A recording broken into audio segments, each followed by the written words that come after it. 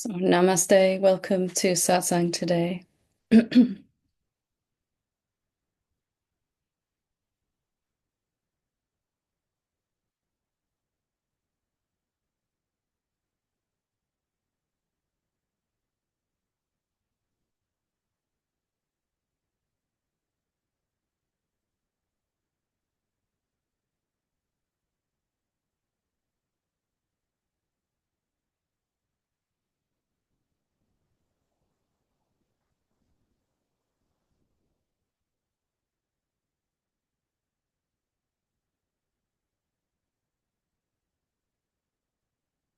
So, for Satsang today, there's a particular subject that's come up over and over again, an aspect of awakening that's come up many times this week, and actually many times today, in conversations. So, it is apparently what wants to be explored in this time that we have together here.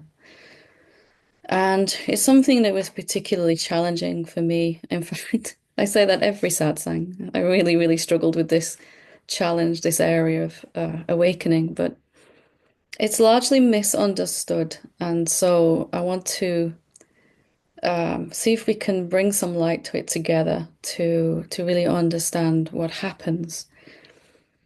And it's been called many things, but it's famously known as the dark night of the soul.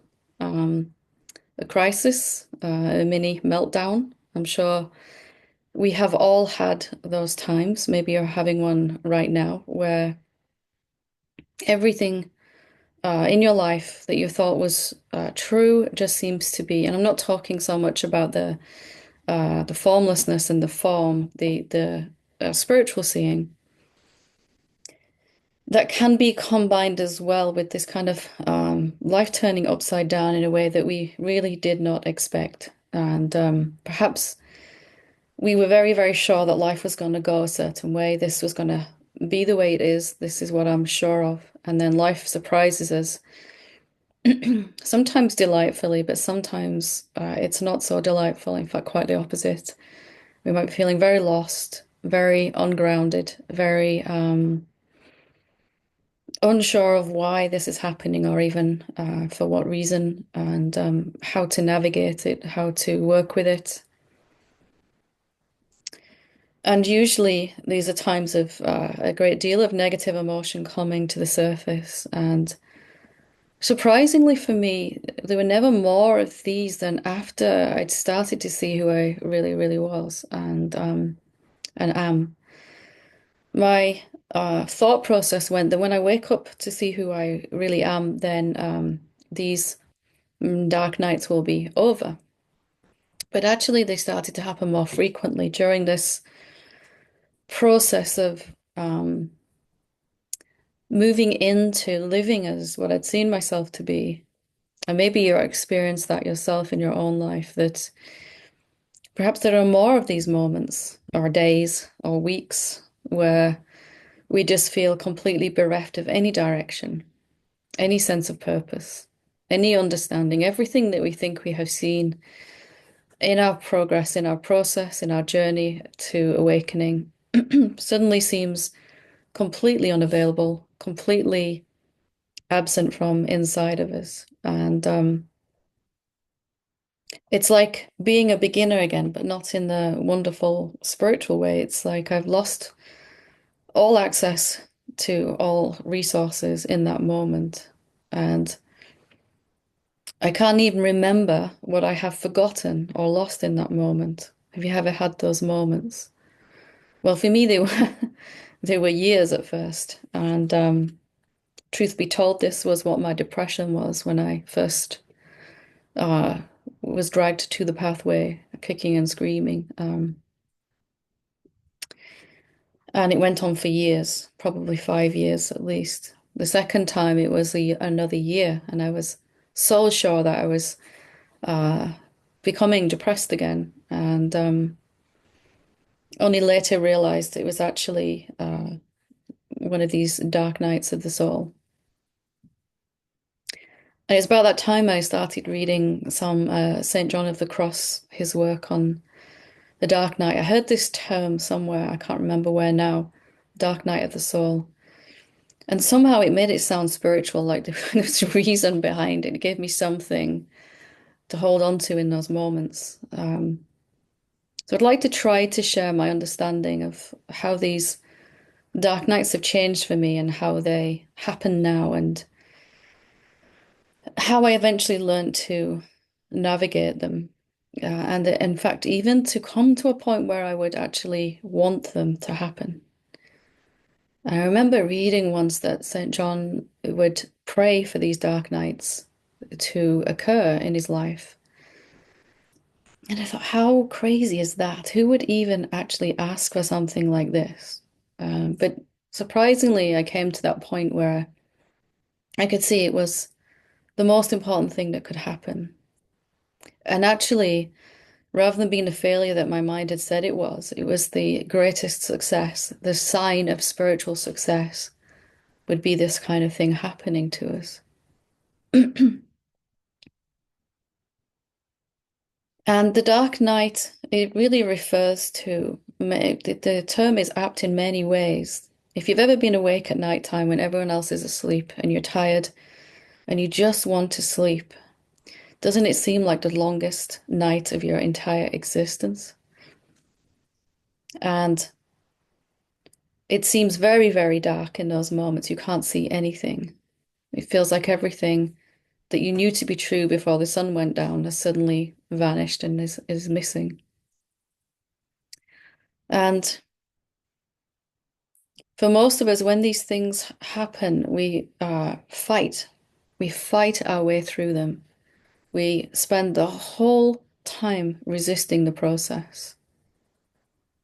And I really want to look at why that is. Why do we resist this process that is so transformational that every saint and sage and mystic would actually come to a point where they would pray for them to happen, invite them, welcome them, want them, like them. Why do we resist these moments? And I said this that I'm going to say 100 million ways already, and in 100 different satsangs at least. I try to mention it at least once every single event that we do, every retreat. But I want to really just put it in its own satsang here so that we can refer back to it perhaps when it's needed. That is that what's happening to us feels like a failure. Suddenly we're flooded with thoughts, illusions, contractions in the body. Our outside world may have been completely turned upside down. Everything that we thought we were sure of might be disappearing. No ground under our feet to stand on, nothing firm or solid, no reference point, both inside and outside. Increasingly, it's crumbling. Is this a terrible thing that's happening? Well, of course, our mind will say it is. Our mind will say that this is obvious evidence of our failure to progress along the path. Obvious, mind says. It's obvious. But if we really want to live as this peace, this truth, we really have to question even these most convincing of stories. That I know that what's happening to me right now is failure, absolute failure to progress along the path.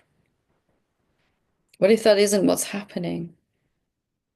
What if the dark night is the most auspicious thing that could happen to you? And in fact, doesn't need to last for any more than a few hours or minutes or seconds if we don't fight it. How do we stop fighting it? Well, firstly, to understand what it is. As an apparent separate being, we have all learned ways of suppressing emotions, rejecting our thoughts about ourselves, rejecting who we think we are, compartmentalizing everything that we can't deal with in this pocket here, another one in this pocket here. We have many skilled ways of avoiding looking at what we need to look at. And it costs us. It costs us an awful lot. It costs us infinite peace, well-being, vitality, joy, a deep sense of intimacy with what is. a rich and profound love with all that exists. So can we, as we were talking about in the previous satsang, that awakening is going to cost us everything. What if you gladly pay this price? I'm willing to not be so sure that something is going wrong here, that this is absolute abject failure, that I've done something wrong, that I am wrong, that I've screwed up my awakening, and that this that's happening to me now, this falling apart, is something that's going very wrong. Why is it happening then? Well, it's happening because as we see clearer and clearer who we are, and that's even if we only know it mentally, if we haven't had a direct experience yet, the formless infinite consciousness, still this, what I'm going to say is true. Even to know, even intellectually only, that you're not a person, that you don't have a life, that you are existence itself, that you're infinite, formless, unbound, unlimited presence, that you are the divinity itself appearing as a human being, that you're not at all who you thought you were. One of the benefits of realizing that, however much we've realized it, is that we cannot suppress anything anymore. Now, that may sound like a good thing until you can't stop crying when you have to go to work or something like that, right? You've got to go to work and you can't stop sobbing, or the kids need something, or the phone's ringing, or whatever's happening, and you're just losing it. You're losing it, right? What do you do in that moment? Well, ultimately, there's nothing you can do in that moment, but if you can give yourself to it, whatever that means for you, with the willingness to question this story that this is your awakening failing, and maybe a willingness to see that this is your awakening succeeding in the most profound way. Here is clear evidence that you're already living as the infinite self, that which cannot resist, suppress, project, and all of those things. That which can only be with what is, even to be with a dislike of what is. That which is big enough and strong enough and compassionate enough and loving enough to allow sadness, grief, shame, anger, regret, despair, apathy, judgment, all of it, fear, frustration, anything that you could have possibly ever suppressed. What if this is a sign that your identity has shifted so much already to living as the infinite self, but you didn't notice until you couldn't suppress an emotion anymore? How does that change how you're being in that moment? How does that change how you're being with this situation? Can you then recognize that this is something auspicious? Auspicious doesn't necessarily feel good in that moment. Some of the most auspicious moments of my entire life have felt the worst, in fact. And only because I was fighting them, I hadn't realized that this dark night is a gift. It is everything that no longer fits inside you rising to the surface. Every story, every emotion, every suppression, every judgment, everything. And just like when the rain clouds come and they're dark clouds, they pass in front of the sun temporarily, you can't see the light anymore, but you know it's there. You seem to be completely cut off from it.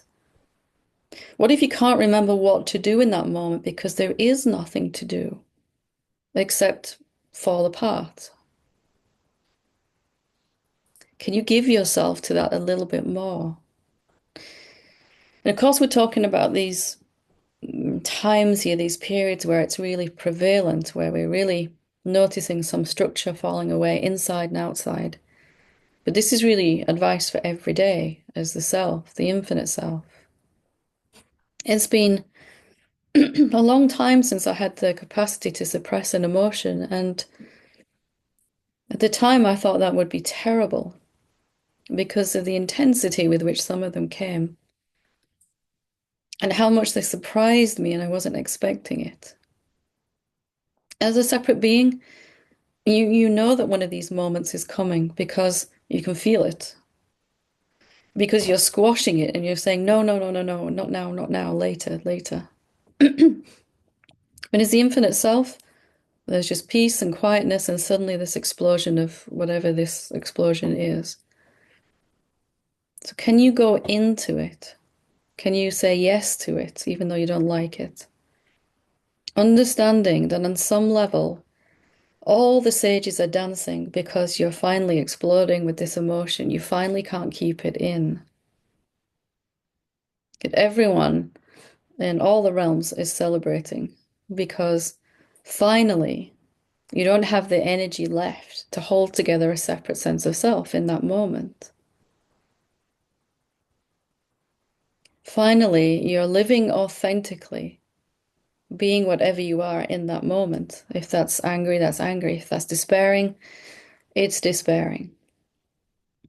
And the more that you can go into this, agree to this, give your consent to this, the more peace you're also going to feel at the same time. You know, I had one of these moments where my life was falling apart and it fell apart spectacularly, not just slightly. I mean, if you've had those moments yourself, where my mind was struck silent because there was nothing it could possibly say in that moment that would have any um, importance to what was actually occurring.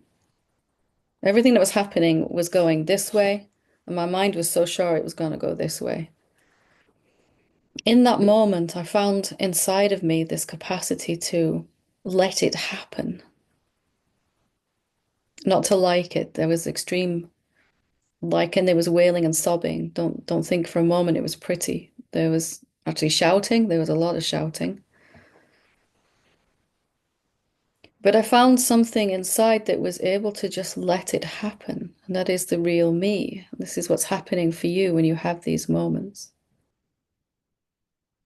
And they don't look spiritual. They don't look pretty. They don't look like we think they will, these moments where great change is happening. But they are spiritual. There's a big difference I found out between being a good spiritual person and being awakened. Am I willing to cry in the supermarket? I found out yes, actually. The answer to that question was yes. Am I willing to cry in front of people I've never seen before? Yes. Of course, something inside my head was shouting, no, no, don't do this. So why is this happening? What if you're wrong about the reason why it's happening? What if that willingness to be wrong shortened it from months or years to minutes? What if it could just erupt like a volcano and be done? Inside, afterwards, there's a freshness, a cleanness, a new frequency, a new peace, much more capacity to recognize the silence that you are. The clouds clear, and the sun is so bright that it's blinding for a moment, right? Just for a moment. Whoa, that's intense peace.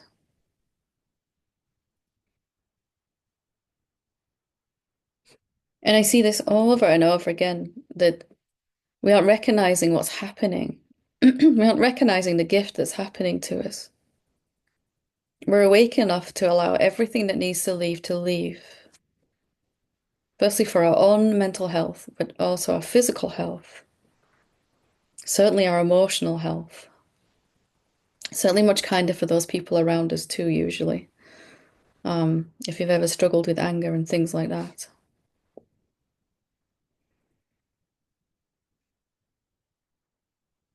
So if you can't get to this knowing in that moment when you most need it, that this is a spiritual success, write it on a piece of paper and keep it where you can find it in terms of spiritual crisis. I used to have my spiritual SOS kit, emergency. And it was this piece of paper that said, this is actually success happening. And it was my favorite blanket. It was all always together in my bedroom where I knew where to get it. And there was some of my favorite crystals that I used to love to sit with, and a photo of Ramana and some other things. And I would just sit there, and all I could say sometimes was, "This is success happening," while I was sobbing. The last dark night of the soul I had happened last week, and it took 10 seconds. There was this moment of extreme doubt, like, what am I doing? Like, what is all this? Am I doing the right thing? And there was no even any negative emotion behind it. It was 10 seconds. It just like an out. Like, well, if you've ever shaken a bottle of fizzy pop or soda, let's call it, and then taken the top off, just like that. 10 seconds from 5 years, the first time it happened.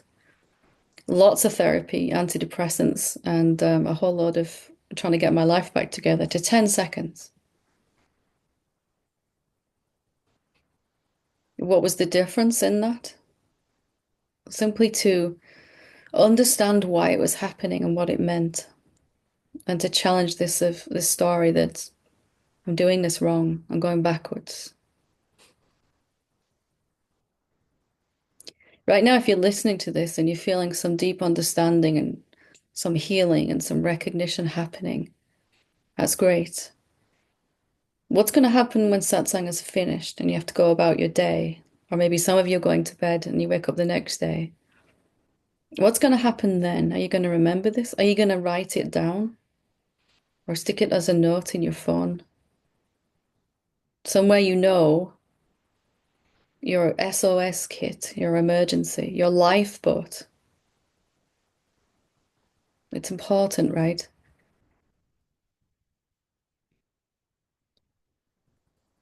This is success.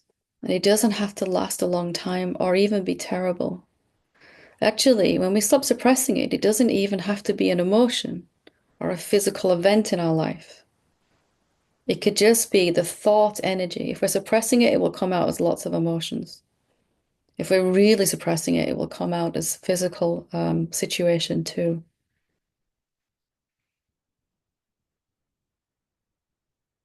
And these things are so auspicious that they're like a reset, restore to factory settings, the body and mind, right? Or an upgrade or an up-leveling, an allowing of this divine love that we are to actually flow even more unimpeded through the body and mind. It's only the divine love that you really are that could actually handle this falling apart. The ego couldn't handle it, right? It's not its fault, but it can't handle it. All it's been able to do is avoid looking at this stuff. Maybe bite-sized pieces of it in the therapy that we've had, the counseling that we've had, the moments of tears and all of that. So if your life is falling apart, can you accept that it is something going really right? The first thing that's going to happen for most of us after a clear seeing is that life is going to begin to rearrange itself to the way that it wants to be, where everyone is happier, freer. It won't look like that at first. It will look like it's falling apart. I've had many such moments, and I'm sure that you have.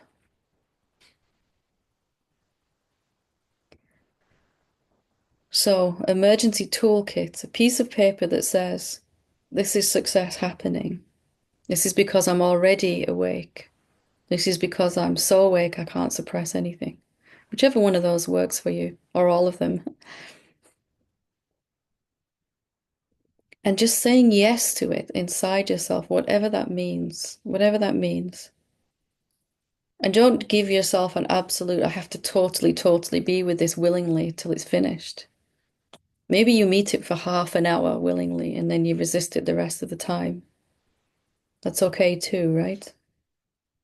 In that half an hour, you've taken days and days and days off of this process.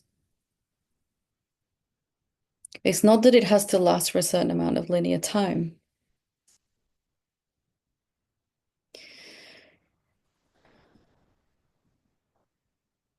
And it's a dark night for most of us, usually because there's just enough left of our egoic sense of self in that moment to really freak out. Not enough of it left to actually try to do something or remember something, but enough to freak out about what's going on. Looking back, I'm sure this would be the case that everything that's happened to us that we did not want to happen has eventually led to some blessing, some breakthrough. And none of us would be sat here in this satsang without it. None of us. None of these bodies.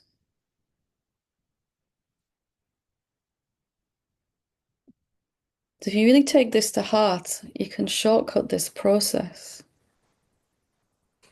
And I'm not saying you have to go around looking for stuff that you're suppressing, but just when it comes, can you recognize it's coming because your awakening is succeeding?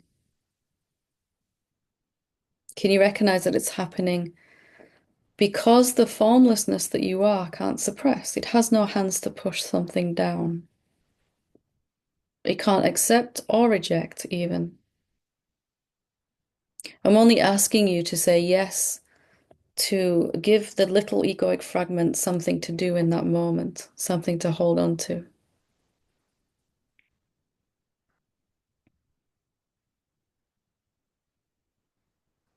And a miracle is the end of the beginning of a dark night.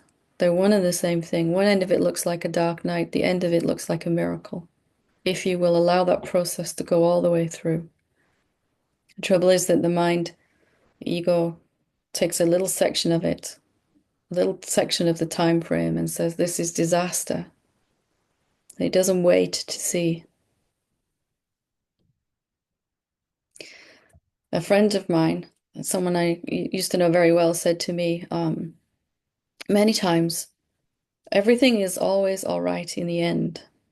And if it's not all right, it's not the end. And at first I thought, what a stupid saying. But actually, life has really played that out, right? If we're here for awakening, if this life is for awakening, which it really, really is, and maybe the understanding is dawning that it's already too late for you to not wake up. It's already too late. There's no if. There's no if it happens for you. It's already in progress, deeply, deeply in progress. There is no way you'd be drawn to such a very direct teaching as this if it wasn't. Or if there was anything inside you that wanted to resist anymore. Not the ego, of course, it is resistance, but we love it for that because it's totally being what it is. The ego is 100% being what it is. It is a resistance mechanism, and it does that so perfectly. And we love it for it. After we realize we're not it, of course.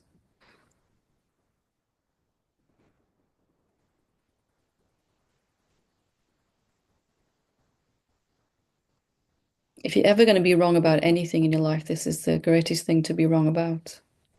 Firstly, that you're not a separate self. And then secondly, why anything is coming up in your life.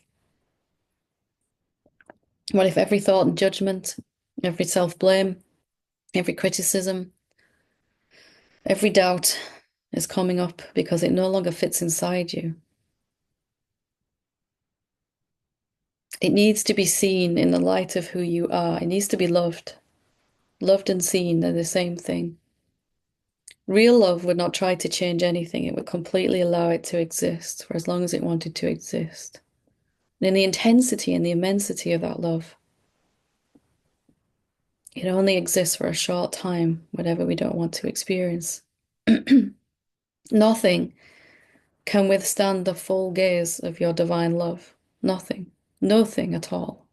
No object has to be transformed when you look at it from who you really are. And that's what's happening when we're having these moments, whether we realize it or not.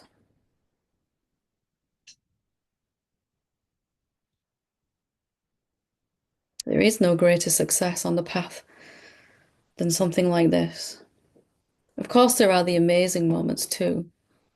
The aha moments, the sweet revelations, the moments when the silence just seems to be so loud that you can't hear anything else, not even the mind. And those are amazing, of course, and nice and to be celebrated. But if the sages and saints and the mystics would pray for these moments, doesn't that tell us something? They would ask for them even because they are so transformational. Wouldn't you rather have 1 or 2 days of just all of this stuff coming to the surface, or 1 or 2 hours? The months and months and months of years of experiencing this same old emotion coming to the surface, rejecting it, it seemingly going away, it comes back again, you push it down again. This is how we've survived as a separate being, apparently, all this time.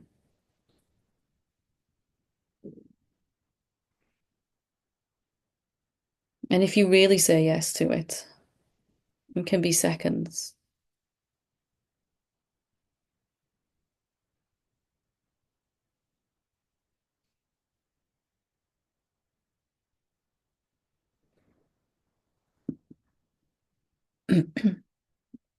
So I hope that is of some use to you, and I hope you're scribbling on a piece of paper right now, somewhere. If you're really serious, get it in a frame, then you can't lose it. Keep it somewhere. Take it with you in your suitcase wherever you go. Take one and put one in the car as well, you know? All the emergency places. Mine was in my bedroom, in the car, where I would sit to meditate, and also in the fridge, for hopefully fairly obvious reasons.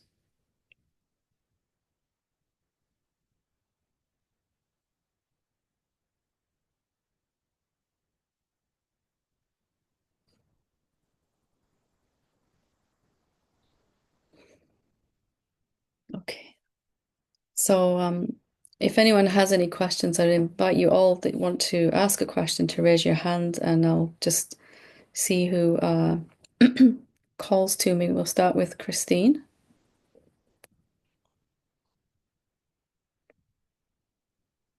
You're still muted there, love. Oh, There we okay. go. Can you hear me? Okay, Can you? thanks. Uh, this like the timing of this is perfect. I've had few dark nights of the soul, like where just everything I thought I knew, there was no ground under my feet. In my mind, I think I thought that maybe it just happens once, but just on Monday, You like how I mine says that, right? Oh, it's done now. It's finished. I never have to go through that again. exactly, and then on Monday night. I had this immense, like, pulsating fear. I couldn't sleep. I was like in my head, there was so much fear. It was like around my jaw, but it was just like a heartbeat in my gut. And like I mean, it was just like so intense. And I just said this prayer to like all the masters, to you, to like show me whatever it is I'm not seeing. And like I like um I guess it was like all the doubts, everything was coming, and I was just like, in a sense, like allowing it. And I finally like fell asleep, and I had these two dreams. One of these dreams, it was like I was in this place with this like active shooter, and he was in the room shooting people. So I like flew out and like went into another room to like avoid it. And then he came in and looked right at me and like shot me. And there was just this acceptance and like, okay, like there was like all this fear and like trying to avoid it, and it was like fading to black, and I was like totally at peace with it. And and I just like woke up with this prayer of just like this lifetime like has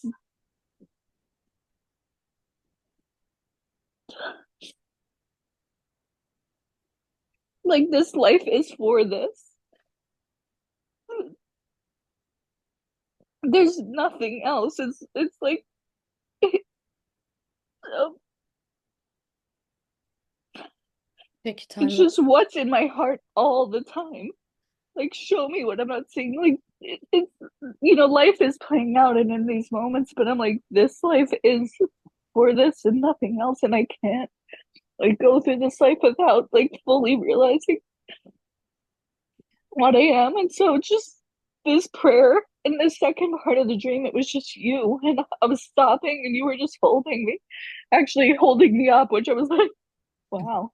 Um, but um yeah, like I think if what I'm not if what I haven't been seeing is like that there's something I have to do and that um there is this guidance. And I think that's like allowing this and not resisting anymore. Like, I don't know, it's all kind of coming together, but that I just wanted to share that because it really, like, the timing of it is just, everything that's been happening this week. And I felt at peace after that, even though I had no sleep. I was just, you know, and I still, like, there's still that, I think, fear working itself out. But yeah, There's been this stuff stuck in the system, right? It just needs to come out, and it does. And exactly like you said, just to ask, what is this about? What is this showing me? Rather than, not thinking that I know, which is usually, I might think that I know that this is something going really wrong, or haven't done enough practice, or whatever our mind would say in that moment, right? Just to turn towards it like this. And you're right, there is so much help if we would only ask. yeah, thank you. Thank you for sharing so authentically and openly. And just want to celebrate that deep declaration. I think that you voiced so well that this is what this life is for, right? This is what it's for. Yeah, Thank you. thank you. Beverly? Hmm. Hello, good morning, Helen. Hi. I'm crying also with incredible resonance and a lot of joy, and also a lot of confusion. I have a question, but first I want to say, I'll just speak about one aspect of what I've experienced as excruciating pain and suffering, and that is anxiety attacks in the middle of the night and then all through the day. And they used to send me to the emergency room and lots of drugs and other avenues to deal with those.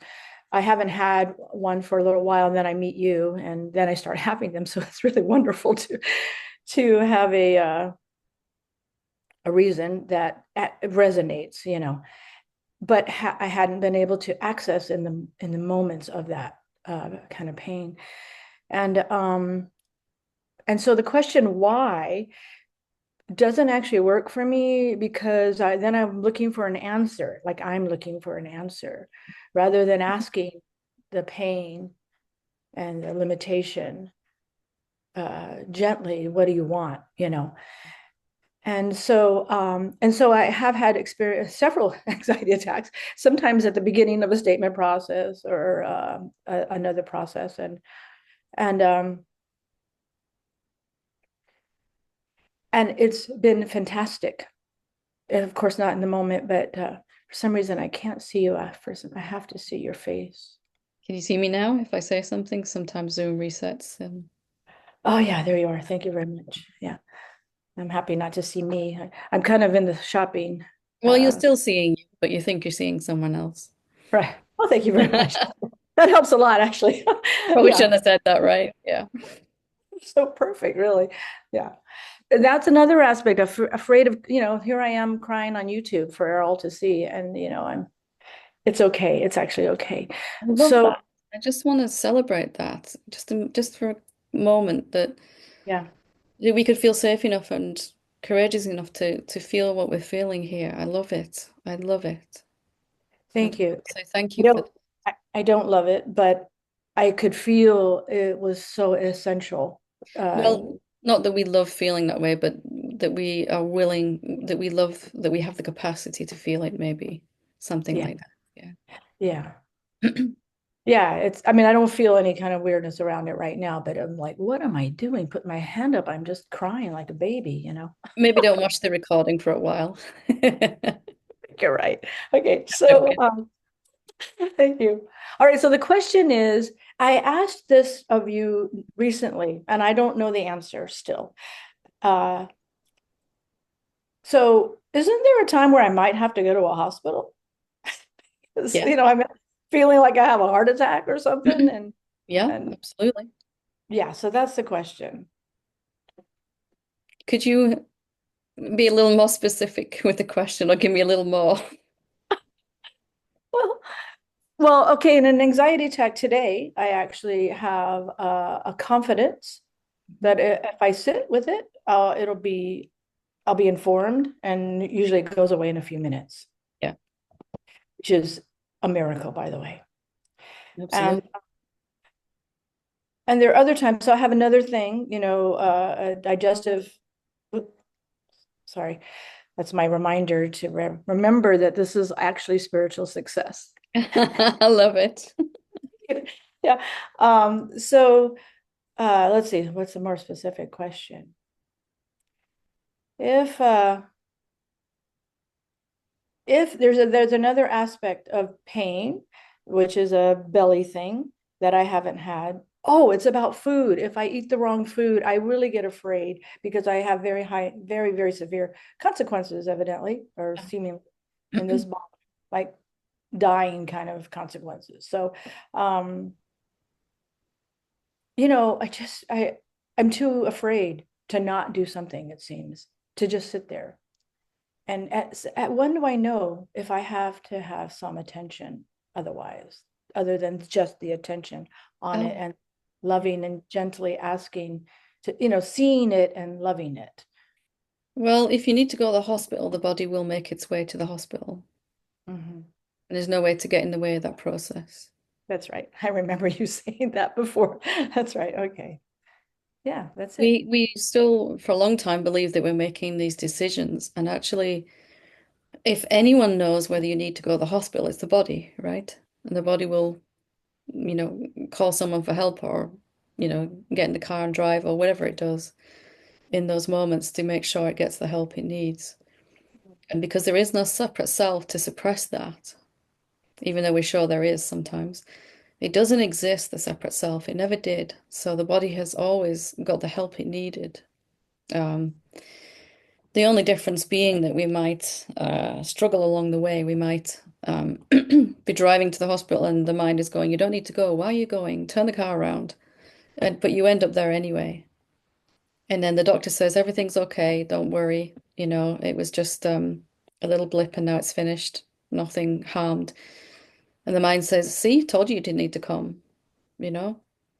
But as awakening deepens, the body just goes to the hospital and is happy when the all clear comes and you can drive home peacefully and drive there peacefully, even while there's a lot of stuff coming up inside, maybe, emotionally and all of that. Okay, okay, so I have a follow-up question, and that is, so I try not to be moved from a place of fear. So if there's fear present, I want to sit with fear rather than move. And so what I'm hearing you say is maybe there will be fear present, but Yeah. will it be in the background rather than the foreground in that experience? Or In the presence, as the infinite self, there's pain, there's a body, there's fear, there's a car, there's driving, and all of those are experienced kind of equally. None of them are given any more significance because, the mind would say the fear and the pain are obviously more significant in that moment. And mind freaks out because it says, well, if I don't give significance to the physical pain or whatever it is that's going on, I'm not going to actually get any help. I won't move to get some help. But it's actually the exact opposite that's true. Our obsessing over what this pain means, the constant thoughts, means we're almost incapacitated sometimes from actually being able to do what we need to do. Um, it's quite amazing to watch the body move in a very spontaneous way like that. Even though it's really struggling, it still knows exactly what to do in that moment, the fastest way.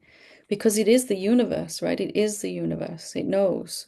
It's deeply, deeply wise in right down into the cells. Mm. Thank you. The intelligence of Yeah. the universe and the body. Yeah. Thank you. Perfect. Thank you very much. Much Thank, love. thank you. Nate, Good morning, Helen. good morning to you.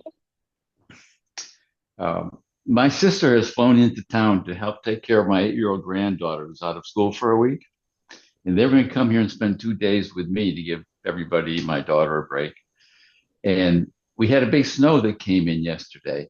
And my thinking was, well, if the snow comes in, they won't be able to drive here. And that's really my preference because I want to be alone and do my spiritual work. And then I thought, you are just a horrible grandparent. You love your granddaughter. Why don't you want her to be with you? What's the matter with you? And you haven't seen your sister in so long. So I went into this spiral of, self-abuse and misery. Oh yeah, I remember those. Yes. Now, one wonderful thing about it is I wasn't so immersed in it that I didn't realize you're being tricked here. Uh, and it took about an hour, and I let it be as magnificently putrid as it could possibly be. I just What's that? slimed myself. Magnificently putrid. I love it. Yeah, that's all just slime. Like, oh, Jesus. It's just And then all the coming stories out. came up about, well, no wonder you don't want them here because you're really not good at this. You don't know what to feed your granddaughter. You've been doing this for 8 years and you still don't know. And your sister's so judgmental. You never accepted her. What the hell is wrong with you? And when the oxygen that came into the room was, can you not trust yourself? And then it just got quiet. And I just stayed to that.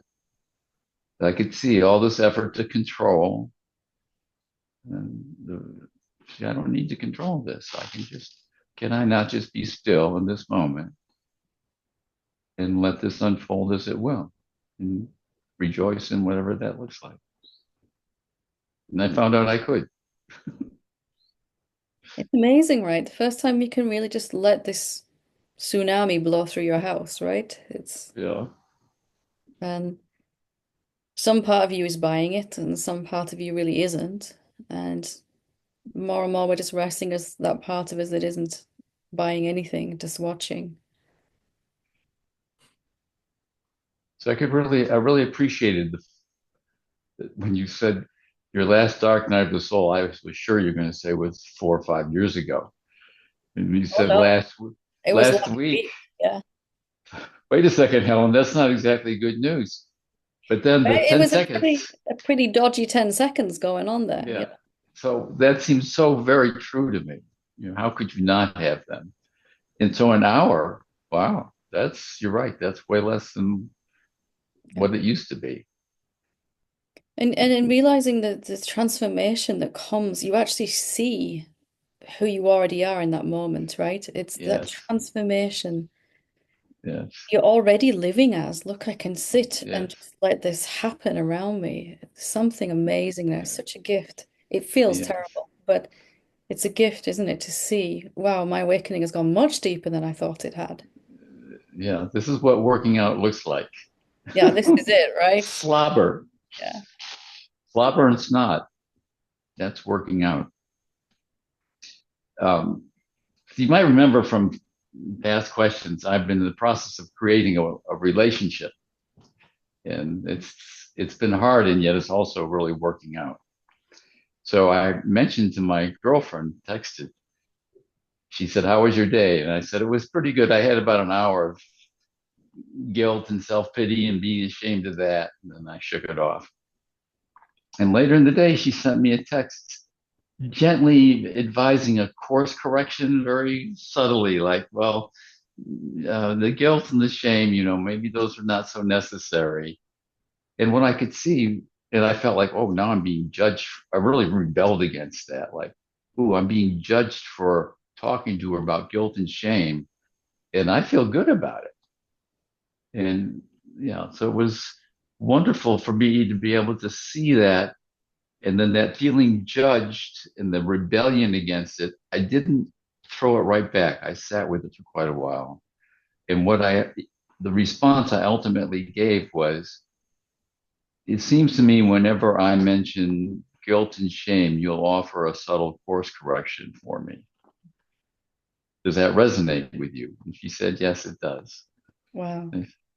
I said, well, I'm pretty happy these are coming up. I'm not trying to get rid of them. I don't feel bad about them.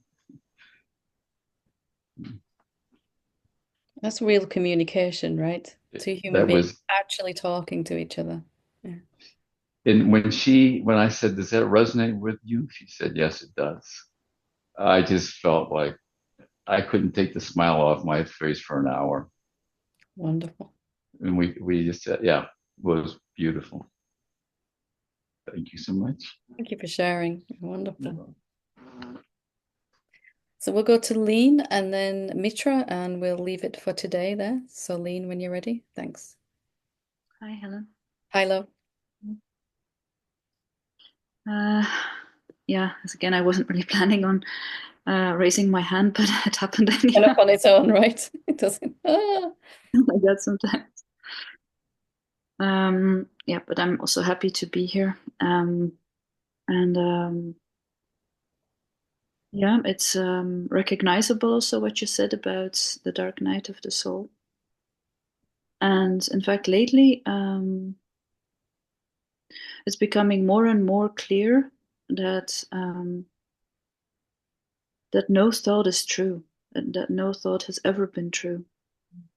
It's really becoming much more clear. Um, and like also not the thought that I'm not good enough or that um, all kinds of things about this person, it's in fact all empty. It's becoming more clear, and I don't know. Like I can only say it now. I don't know what tomorrow, what it will be like, but just now or lately, it's just becoming more clear. That's all I can say. And so I was like looking into this more, and then seeing that. Well, made it also clear that no thought could, in fact, affect me. Also, if no thought is true. Bobby, really, you don't have to look. Sorry, please continue. I don't mind. Um, Random intrusion of ego thoughts, right, in the middle of a conversation. yeah, doesn't like it's empty, so it doesn't matter. Um, I mean, I don't know if I will always experience it, but it's just becoming more clear, and it feels very good. And I also notice there's much more silence lately because it's like, and I also understand much more that it's not about if there are a lot of thoughts or not a lot of thoughts. It's about how you see the thoughts, for what they like, for what they are, Yeah. if you believe them or not. That's what matters. First, you realize they can't affect you. Then you realize they're not real things. Mm. Or perhaps they're the same realization. And then there's just a love that grows for thoughts. Thoughts think they're top dog. They think they're Yeah, in charge of everything. it's very funny, and you It's see. funny actually afterwards. It's like, wow, my mind really thinks that it's running the whole show, Yeah. you know?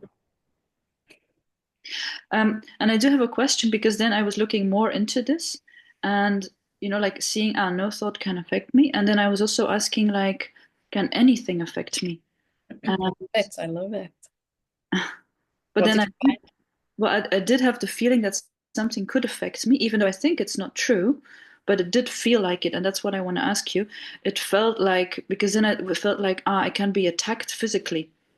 So then I realized I must still be feeling that I am the body somehow, and I also wondered, I just looked into this a bit, and then I also wondered, is the body a thought? Is it a projection of mind, the body?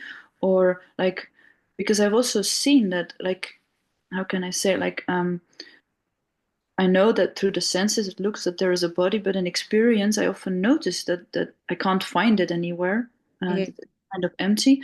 But I do notice, if I'm honest, that I still think somehow that I am this body. Something still seems like as if this is real. And so I would just want to ask your help to see this more clearly, that this is also not what I am.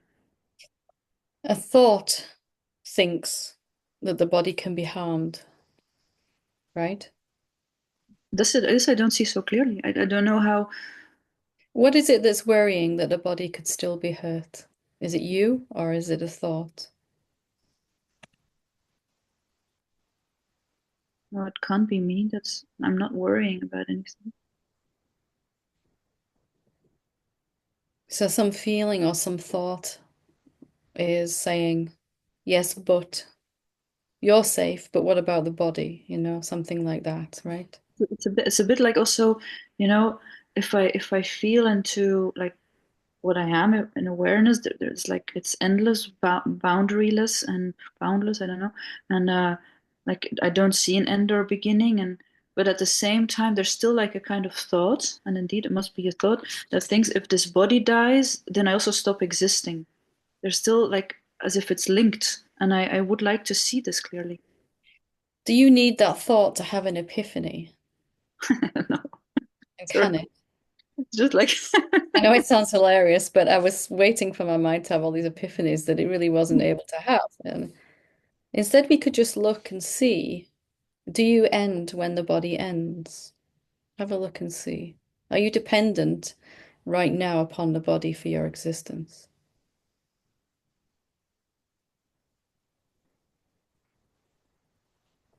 it's confusing because I feel that I am everywhere. Hmm. Including where the body is? I don't even really feel a body, in fact. It's confusing, in fact. I don't What really is understand. what is the body then? What is it? It's empty. I don't understand what it is. I can't. It's incomprehensible, in fact. Is I the can't. body form or formless? Well, it looks like a form, but uh, it is formless, in fact. Ah, yeah, of course. Ah, I see it. Ah, of course. It's because I thought it was an object. Yeah.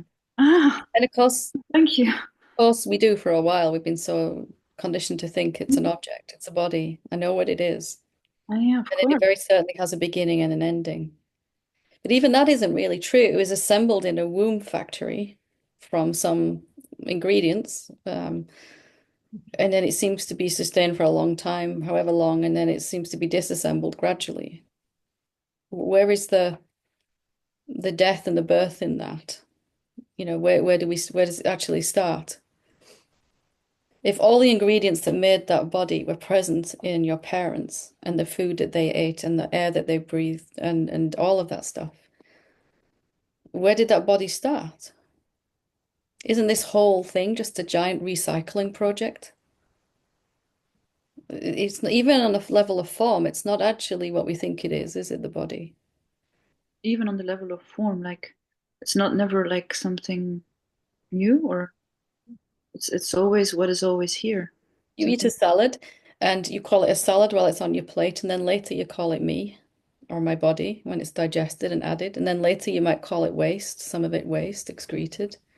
Mm, yeah. Is it salad or is it you or is it waste? Which one is it? And the body's the same, right? Is that it's Mm. a collection of all the things that your parents ever ate and that you've ever eaten, really, in a weird way. And then as you saw, it's not actually a form anyway, really. It's not actually a form. Yeah, I find it very beautiful in a way. There's a lot of love Can, in it. can you, is anything going to happen to you then when the body dies? No, it seems like it's not possible. Hmm, I agree. But it's every time you see you look at something or someone as a thing, that's only when it becomes like a so-called problem, or when there's like something that doesn't feel right. Yeah, because the life force drops in the body because you have to expend so much life force to believe that something is actually a thing. Mm, yeah. Especially this body concept that we hold together with so much sense of reality, with so much conviction. It's that we don't like. We don't like the life force dropping because of the suggestion of separation of me and an object, me and a form, me, the Mm. formlessness, and a form. Yeah, when I think something is an object, then the life force drops, and that feels bad. Yeah, it's very clear in fact. Huh? If there's only one indivisible, formless consciousness that is everywhere and everything, How much energy do you think it costs to actually believe that forms can exist independently of that consciousness? Even more so that there are an infinite number of forms, when they're really just appearances inside the one consciousness, Mm. like clouds in the sky, not actually a real thing. Beautiful, but not actually a real thing. Just yourself.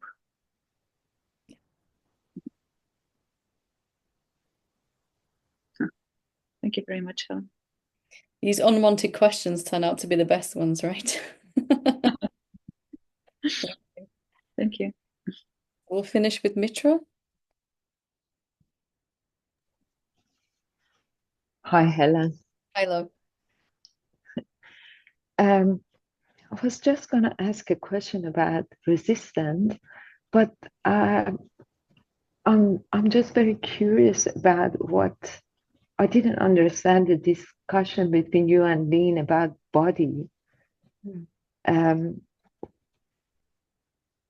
can I ask? Can you explain a little bit about that before I ask my other question? What is your body? If you have a look at it and see what it is. Don't think about it, just look. Just be a question mark right now. What is my body?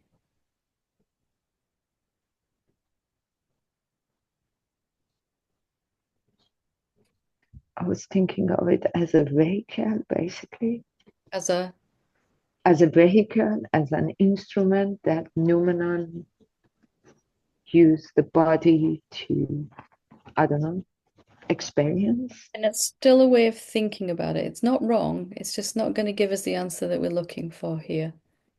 Yeah. So let's come back to the question just gently. What is this body?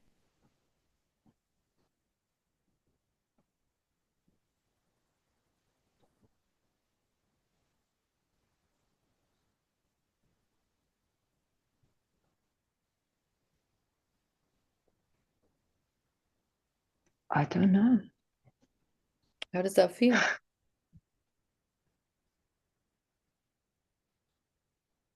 Confusing.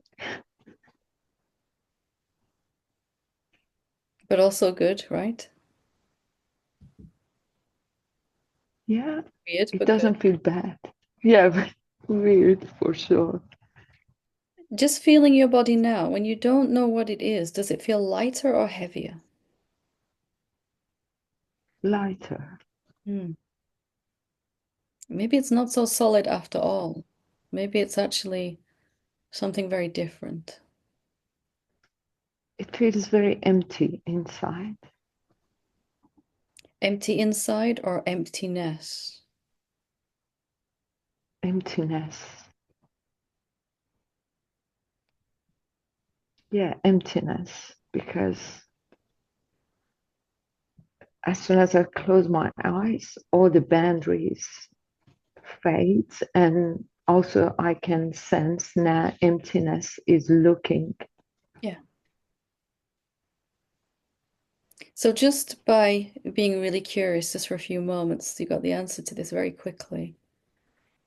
By thinking about it, it will go on forever. Okay. The trying to find out, right? Yeah. Thinking's not wrong, but it can only think about the body. It can't actually see what it is.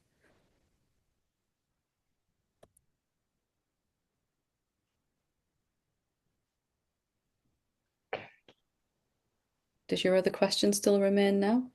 Yes. I was just going to Yes. ask. I'm joking. I'm joking.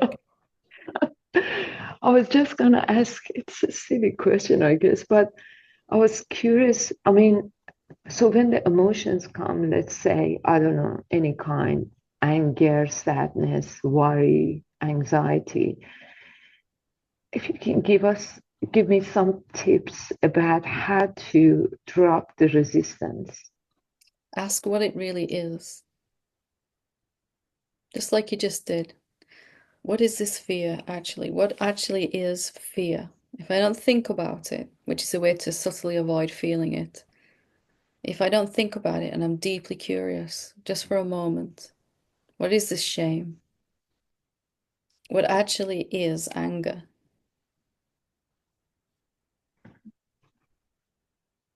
You experience something, even if you're resistant to asking that question. I don't want to ask what it is. I'm angry.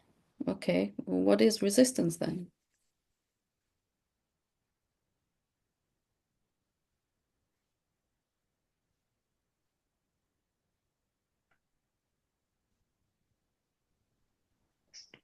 So when I ask what it is, and I have asked that question, and it all comes up is like a sensation. Keep going. The, Keep going. First, it's an emotion, then it's a sensation in the body, right? Let's keep going with the yeah, question. What is it actually?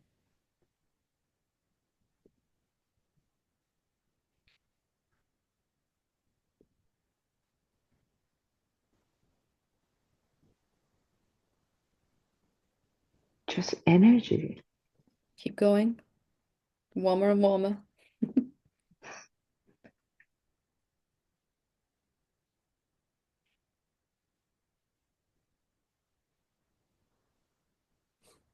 And there's always a story attached to it. Let's But leave that aside for now. Let's just stay with the question. What is this emotion? First, it's an emotion. Then we saw it was a sensation. Now we're seeing it's just energy. What actually is it? it's a contraction. Yeah, keep going. You're doing great.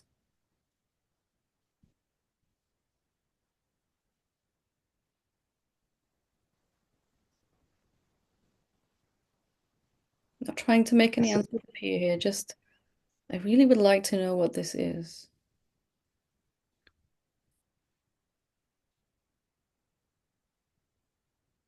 just something that passed through the body.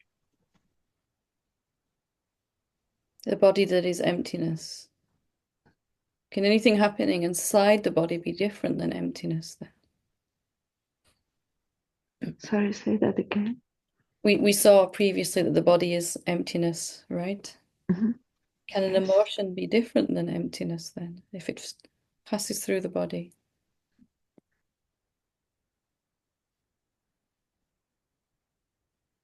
No, it's like an energy passing through the emptiness, but also feels empty, that energy. If we think it's an emotion, we're going to experience it like an emotion. If we don't know what it is, when it comes to the body, we'll experience it as emptiness.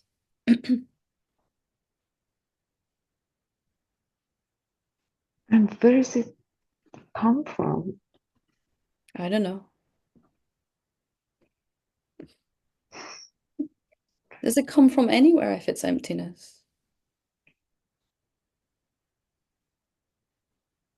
Maybe it forms as a sensation in the body, and mind starts to think, oh, I know what this is. This is fear, for example. And our thought process about it condenses and coalesces it into a heavy frequency and holds it there. And we feel it in the gut or wherever, right? Mhm. But we don't have to go through that process. We can meet it with curiosity. What are you? Who's knocking on my door? You know? What is this? And from there, everything that comes near the body is converted into emptiness, back to its original nothingness before it even gets anywhere near you.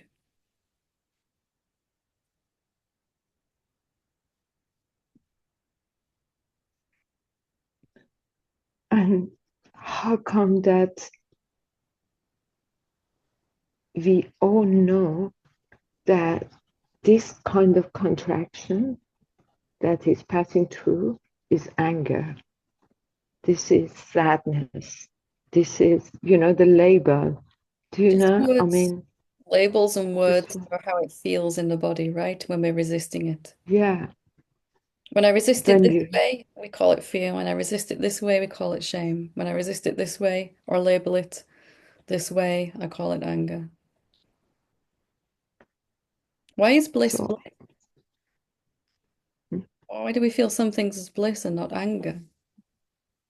It's because we're really, really, really not resisting it, right? We really want to feel it. So we feel it like bliss. Mine says, when anger feels like bliss, I won't resist it anymore. But actually, it's the other way around. If I don't resist it now, it will quickly turn into bliss. They're just frequencies, right? Which are only yeah, empty in disguise. but isn't it interesting that that frequency is known by 8 billion people? Actually, just one Like, being telling itself many lies, right? In many bodies. I know what this is, right? The yeah. same lie told in billions and billions of human experiences. I know what this is. And everyone else agrees, yes, this is fear. But actually, the fear for me only really stopped when I really didn't know what it was, when I was willing to meet it like this. Mhm. The moment I knew, Okay. "Oh, here comes fear again, it's going to last all day. And if I can sit to meditate, it might go, but I don't have time to meditate today, so I'm just going to have to be with it. It became so intense. But I actually learned to just be open, to not know what it is. And then it would shift frequency almost immediately. Even if it didn't, I didn't actually care because it couldn't hurt me, right? It's emptiness. I don't know what anything is. Couldn't hurt the body either.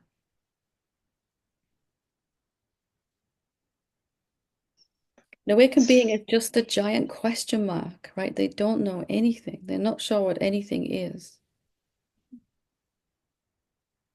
We don't have it figured out at all. In fact, we've forgotten everything. Everything that everyone else is sure of, they have forgotten on purpose.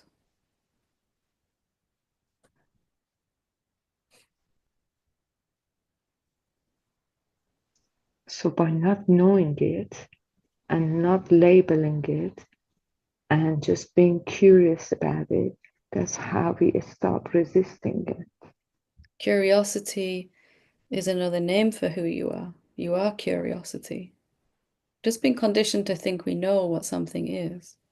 Of course, we can use the words fear and shame. They're useful for talking, but inside, there's just nothing that would want to know. Why would you want to know? Because you'll experience what you know. Why would you want to keep knowing what this is?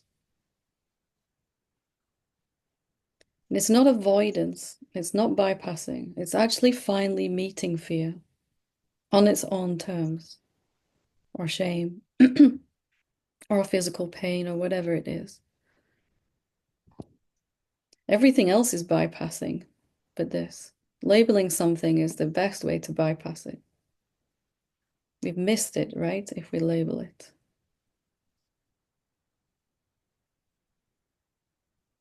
And how about addiction? Could you be more specific in your question? I haven't formulated my question about addiction. I was going to do that and leave you a message on WhatsApp, which I will because it's a Do that big then. one. Yeah, but addiction to tobacco and to weed. I mean, a couple of years ago, I quit weed, but interestingly, 3 weeks into your Sangha, when I was feeling extremely excited that I finally found a teacher, and your teaching is just resonates so well, and I had so much hope. And a long weekend came up, and I thought, and I just went and I got some from a friend, Did you tell any and stories about it?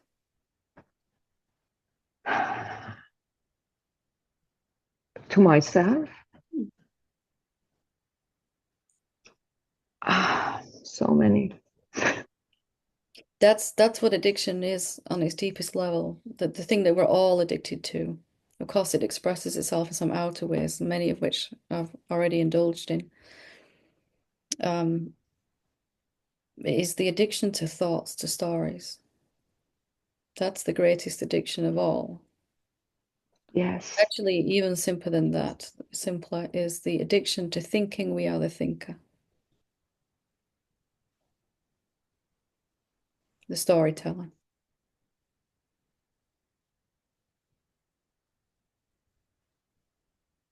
It happened, so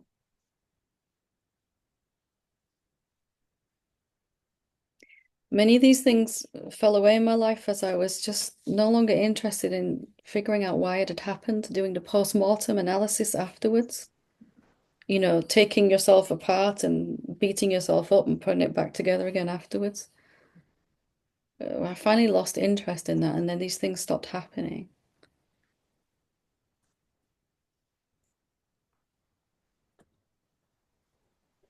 It's been a few days since Sunday. I haven't touched it, and there is a big craving. So if you do it, you do it. If you don't, you don't. Don't tell any stories. But I don't want to do it. I want to be free from it. You're already free from it. Don't tell any stories. Then see what happens from there. Right? Okay, but I will still formulate my question and leave you a message. It's a Absolutely. big one for me. Okay. I'm sure it'd be helpful for everyone to explore. So thank you. Thank you so much. Wonderful. So if you're wondering, we have this community, and part of the community is pretty much an online WhatsApp ashram, and we have these groups exploring different subjects like this. So just to explain what that is, and that anyone that wants to join is very, very much welcome. You can go to helenhamilton.org and have a look on there. There's a link on the homepage to join the community, and it's rapidly growing. You might want to join for many reasons, just for support, to be around like-minded people, to get more help and support from me. Try to get on WhatsApp once a day at least, and answer some questions and things like that. And you know, just the journey is just easier together, isn't it? The journey that really isn't happening is easier together. So you're very welcome if you're looking for community and support. It's what we have. So thank you for today. Namaste.